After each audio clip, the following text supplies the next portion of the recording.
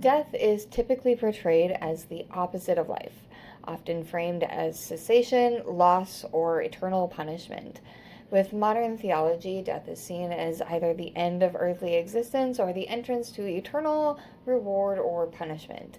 This binary treatment gives death an outsized weight in doctrine and ritual. In many Christian contexts, death is weaponized to provoke urgency or fear. Where will you go when you die? Becomes the central question. This approach detaches death from its narrative function in Scripture, where it appears repeatedly as transformation. When viewed as just a singular event rather than a threshold, death becomes final instead of formative. This limits spiritual understanding and reinforces dualistic thinking. The language of Scripture represents death as part of a larger cycle, more akin to crossing the veil than disappearing. The Greek word thanatos is often translated as death, but is used symbolically in much of the New Testament.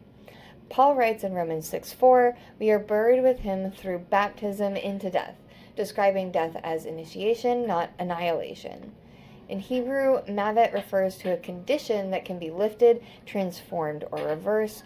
Jesus refers to death as sleep when speaking of Jairus' daughter in Luke 8:5, and again with Lazarus in John 11:11. These passages present death as a pause, or a transition between states.